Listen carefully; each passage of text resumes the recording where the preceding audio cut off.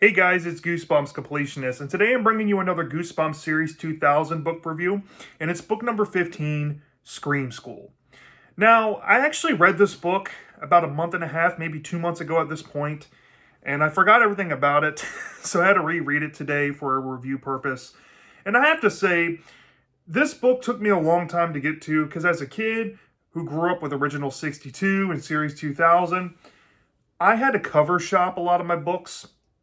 I wasn't fortunate enough to be able to buy every single book, so often than not, I'd find them at the library or my school library and just see what I liked. And of course, my interest gravitated to like the bigger IPs, so I never really focused on stuff like this. So this book fell by the wayside for many years, and I noticed in the community, especially when I came back into it, that a lot of books, or I should say a good amount of them, aren't really talked about that much, and then some are like full on invisible, as the case for this book. This has to be one of the most invisible Goosebumps books of all time. And after reading this now twice, I can totally see why. This book is one of the sloppiest Goosebumps books I've ever seen, at least in terms of plot. It's one of those plotless Goosebumps books that just have a bunch of random crap happening throughout. It has a disjointed message to it that comes off poorly delivered. And while it has some unique qualities that kind of separate it from the other Goosebumps books, it doesn't send it home and make it an all-time must-read or classic book by any means. So that's the sad, unfortunate reality for this book, at least for me. I'm not saying that it's going to be the same thing for everybody else, but off the bat, would I recommend Scream School for you to go read? Probably not. I mean, unless you are a Series 2000 fan or you're somebody that loves the classic Goosebumps books that came from the original 62 or Series 2000, and you don't want to try moderns out, maybe you can give this a whirl, but I highly doubt most of you out there would love this one. So you don't have to try it. If I had to compare it to anything before we go any further, it's kind of like if you blended Are You Terrified Yet and Fright Camp and put a new spin on it, but didn't do anything with it. So that's this book in a nutshell. But with that out the way, let's get into the plot overview without giving too much away.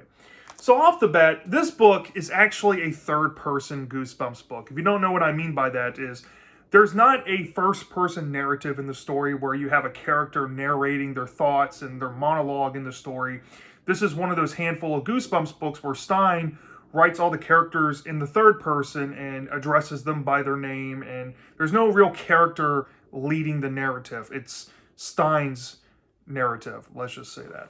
So the story starts off in like a cold open in the first chapter where these teenagers are out in the woods or out and about in a town somewhere, and they're being stalked by this killer known as Johnny Scream. And once the chapter ends and before we can find out what happens to the kids, the director yells cut. And the director's name is Emery. I think his name is like starts with a B. It's not too important, but Emery is this big shot Hollywood director. He's kind of like a Wes Craven or a John Carpenter archetype where he has a slasher franchise and that's what makes him famous.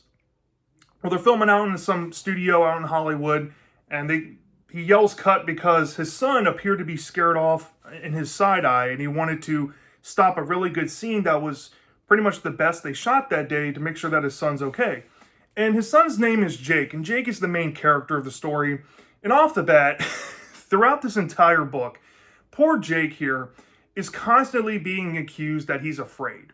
And Jake is like, look, I'm not afraid. And this introduces an archetype that I absolutely hate. Normally, I hate you gotta believe me tropes in Goosebumps because they're done ad nauseum, and every single book that it's done in an annoying way ends up tanking the book. This book managed to create a new trope I hate, and that is the overcompensating kid constantly deflecting towards people about things that he isn't.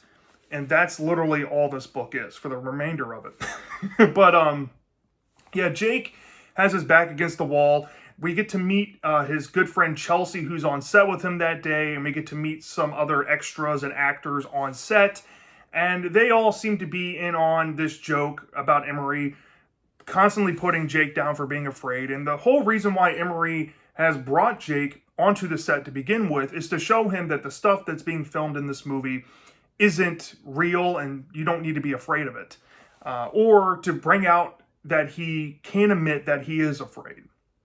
But Jake, being as stubborn as he is, refuses to admit that he's afraid because in his mind, he actually likes horror movies and he likes the scary stuff. But throughout the rest of the story, as you'll see, he is afraid of stuff. So it's kind of weird.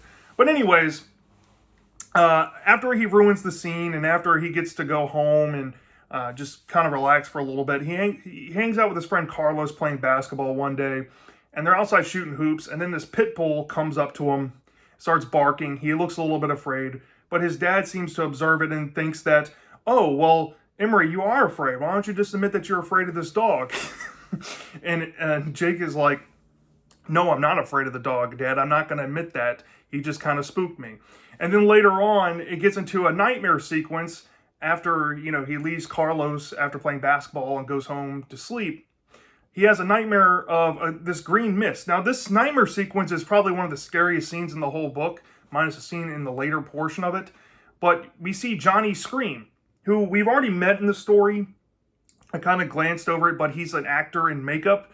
And he's like 7 foot tall. He apparently looks like the cover of this, but not quite. Like, I think he's supposed to have like black lipstick on and black eyeliner. I don't know why Jacobus didn't put it on him.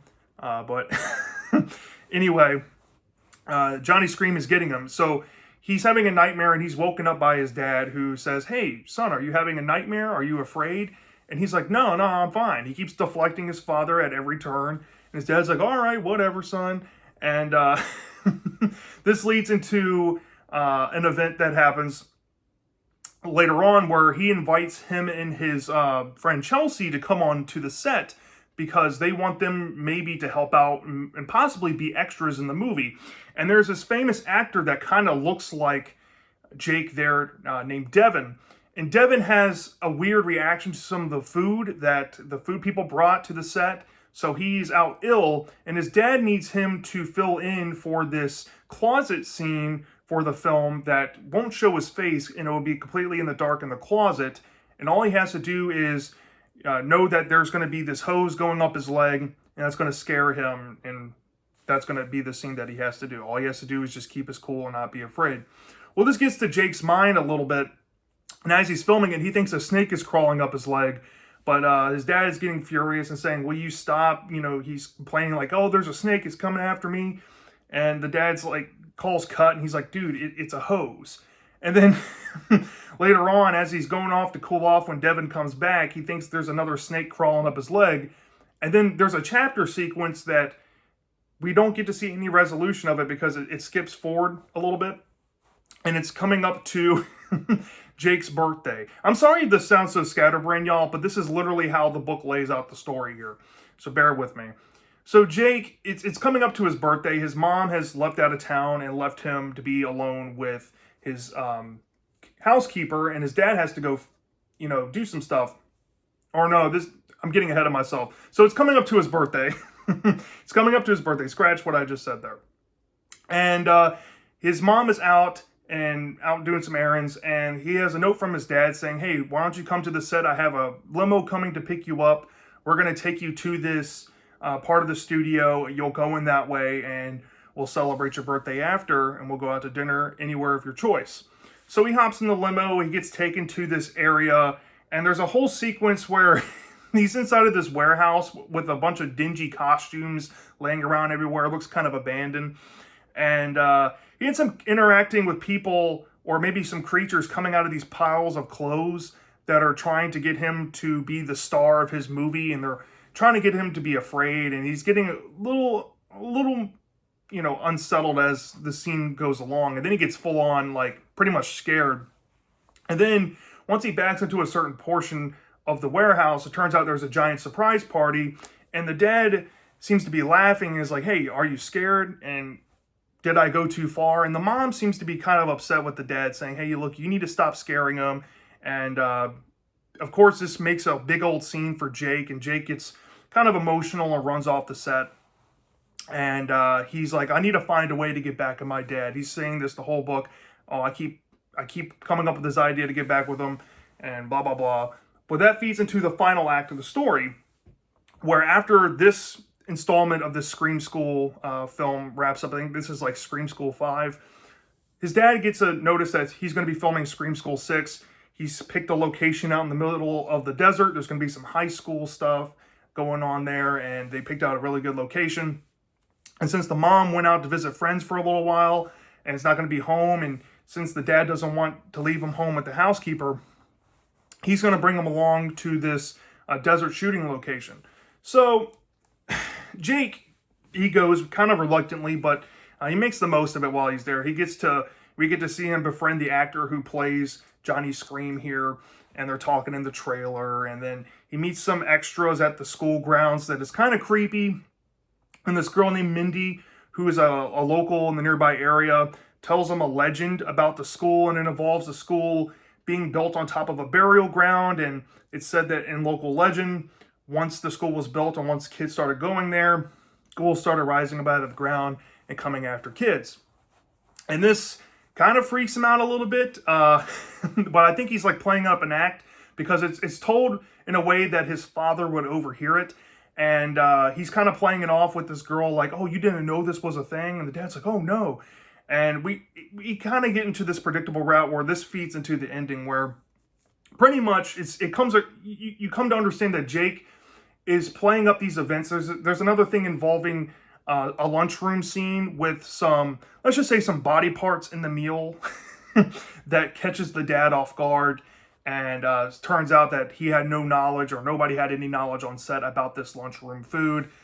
And it may or may not play into Jake getting some revenge. And when we find out, essentially this grand old, I don't want to spoil the climax because this is probably the best part of the book. When we find out this big grand old scheme of Jake, we finally get in a mission of being scared from Jake's father, Emery, who he calls Emery by his first name, the whole book, because that's just a stipulation they have. It's very weird. And the story ends on a kind of light note, right? It's supposed to be like a coming of age thing, and it's whatever. So that's essentially Scream School in a nutshell. So yeah, let's start off with the positives with this book, because I do have some here. While they aren't the greatest things ever, they do add up quite decently for this. The first thing I really loved about this is the movie aesthetic. I love kids' horror stories that try to involve films. Granted, not always are they the most consistent things in the world, but some stories here and there do manage to work. And for this one being set on a film set in like a meta way, I think it's more fun than something like Fright Camp, for example, which is trying to be a summer camp themed like your favorite horror movies. This one is actually putting a kid on the set of a horror movie. And there's some really good utilization of the studio throughout the book. And I think these parts of the story are easily the best parts, minus the nightmare sequence. Like the abandoned warehouse with the closed zombies on the ground, even though that was kind of served up like a fake out, that was actually pretty creepy stuff. And the way Stein wrote these creatures to imagine them were absolutely gross in that Series 2000 gross out way. And honestly, the stuff in the final act with the school setting and all that, and the urban legend, and seeing what happens with the cafeteria food and what happens in the climax, that stuff was great. And even though you know that it's not really happening in the story, it's written in a way that's kind of gross and creepy, and it would probably look good on a screen somewhere, maybe in an episode setting. This might be one of those stories that fare better as an episode because of the atmosphere, but this one had really good atmosphere in a good setting to boot. Another thing I really enjoyed about it, and I always enjoy this as like a change up every once in a while, the third person setting in this book could be fun at times. I feel like Stein was kind of leaning into the style. I don't know if he actually wrote this or a ghostwriter wrote it. It's not the greatest third-person told story ever. It's not like a Haunted Mask, or it doesn't come close to a Here Comes the Shaggy, which is a modern third-person book. Or even, I think there's like a Horrorland book or two that's third-person as well, or something like that. But yeah, this one is a fun little shake-up to see, and I kind of like it for that, even though, like I said, it's not the greatest thing ever. I like this character, Johnny Scream. I think he was kind of misused in the story, and I wish he played more of a role. And I think I had this rewrite idea where he plays a more thematic role into the father-son relationship, but I do see the appeal here with people that I've talked to that like this character. In that dream sequence, he was pretty good. I mean, if you like the if you like the character for that, that's fine. But yeah, I thought he was kind of creepy, and there's something about the whole slasher villain angle that I wish they played up a little more. But yeah, he had some potential there. And one thing that I think a lot of people kind of overlook with this book that I can kind of appreciate, because Goosebumps doesn't really do this. This is one of the token 3 from Series 2000, and maybe in the total, maybe like 4 to 5 stories I've come across in Goosebumps of things that can actually happen. Like, the events in this book might be kind of far-flung and might be very hyper-specific on a certain demographic of people, because, yeah, the kids in this story, they all live in Hollywood and mansions and stuff. So, you know, putting that aside, this is a very grounded in realism story. All the things in here aren't facing the supernatural or monster flavor of the week that Goosebumps is known for. And it's kind of refreshing for that, in that fright camp or are you terrified yet kind of way. But like I said earlier on, it's kind of like a blend of those plus its own idea, but it doesn't really execute it all that well. Which brings me to my negatives here. Y'all, the characters in this book, Jake and his father Emery, are both annoying.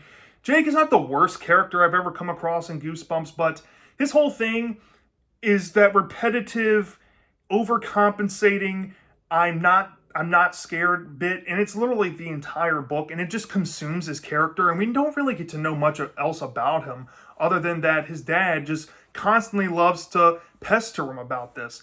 And Emery, his father, who forces him to call his son to call him by his actual name, and the guy who keeps trying to get his son to admit that he's afraid, is so blinded by this stuff that he's kind of unlikable. So the characters just are a turn off the bat. And that's one big negative I can tell you. The second thing is, the messages of this story are so jumbled. It's trying to be a story coming of age.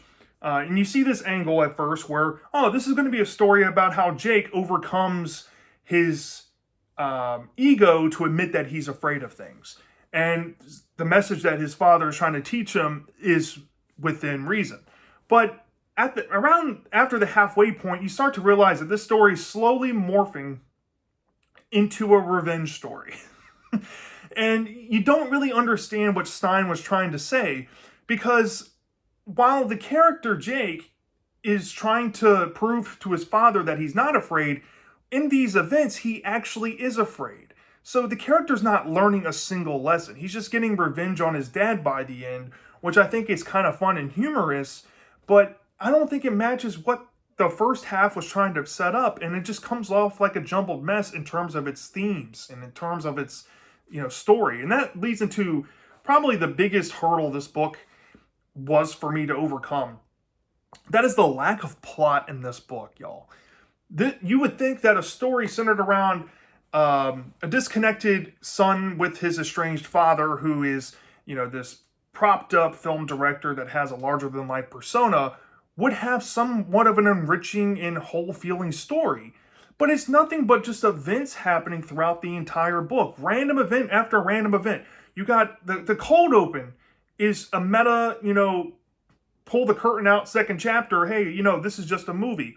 And then we get into, set hijinks, and then he's playing basketball, gets scared by a dog, then there's a nightmare sequence, and then there's a birthday party fake out prank, and then there's this secret underlying master plan in the final act with a bunch of random urban legend stuff, and trying to scare the father and get him back for what he did. It's just a bunch of random nonsense. There's not a coherent plot going on here, and it's honestly kind of dull. When you're trying to sit there and read, I found myself dozing off because I'm like, okay, you need to find a gripping point for this story. And the whole time you're waiting for, Jake to finally come up with this plan, because early on in the book, he's saying, oh, I got to get back at my dad. I got to get a plan to tell him or convince him that I'm not afraid. And it takes forever to see that come to fruition.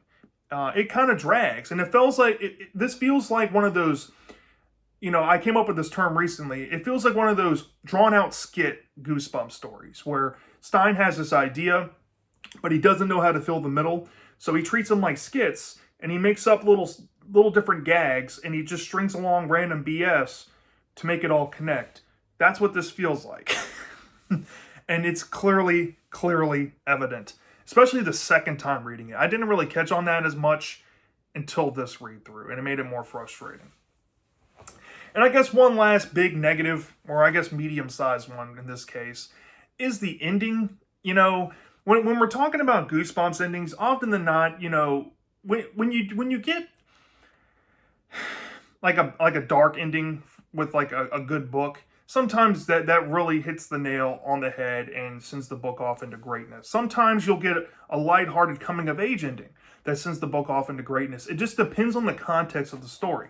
This one, it felt wholesome. It was trying to be wholesome, but the problem is it ties back to another negative I said earlier about the characters. You don't feel anything for these characters. You don't feel why it has to be so kumbaya, copacetic. Now we all are going to get along now. Or now we're getting even with Dad. There's no emotional attachment to what the ending was trying to sell, so it just comes off like a very meh and kind of weak ending for this story, unfortunately. And I already brought up, you know, Johnny Scream being underutilized, but there's a lot of missed potential here, even for a story that's grounded in realism. There's so many obvious, evident themes about iconography and how his father is an icon to the public, but as the father is to the son, he is more of a person that's, you know, far from that. He's kind of like a bully. He's kind of somebody who casts a shadow in his life. They failed to even capture that in the story. So yeah, just left and right missed opportunities, messy story all over the place, with some redeeming factors. And that's honestly how I feel about Scream School. If I had to rate this thing from a 0 to 5 star basis, the first time I read it, I was thinking a low C, and I had it like at a 3.6 out of 5. But after this second time, I definitely think this is a mid book. This is probably my new measuring stick for mid of Goosebumps, because it has some frightening, redeeming qualities and a lot of potential, but it didn't execute it. I feel this almost the same way about Fright Camp. When you have these grounded in realism stories, and then they all become for nothing by the end of it, you feel like you wasted your time. And it's no different there as it is here. And that extra issue that I found after the first time I read it, the second time, did add up. So I decided to give this book a little bit higher than I think when I gave Fright Camp for memory. And I gave this book like a 3.4 out of 5 stars. It's a D+. It's a not good, not bad, okay-ish, meh. But it's on the higher end of that, kind of like a Lizard of Oz. There's some potential there. There's some highlight moments in the story. There's some semblance of an idea, but not all the gears were working for this one. And honestly, this feels like a phoned-in Goosebumps book if I've ever seen it. And at the end of the day, I can see why this one is invisible to the Goosebumps fandom, because nobody ever talks about this book. And I can tell you this, I read this book like a month ago, and I forgot almost everything about it. So I had to reread it. It's forgettable. It's a sad truth for some Goosebumps books sometimes. I'm not trying to, you know, crap on your favorite book or one of your favorite books if you love this one out there. But I just think that's the harsh truth. But yeah, that's my thoughts on Scream School. Let me know down in the comment section if you've read this book before. Do you love this or do you hate this? I'm dying to know. And I'll see you next time.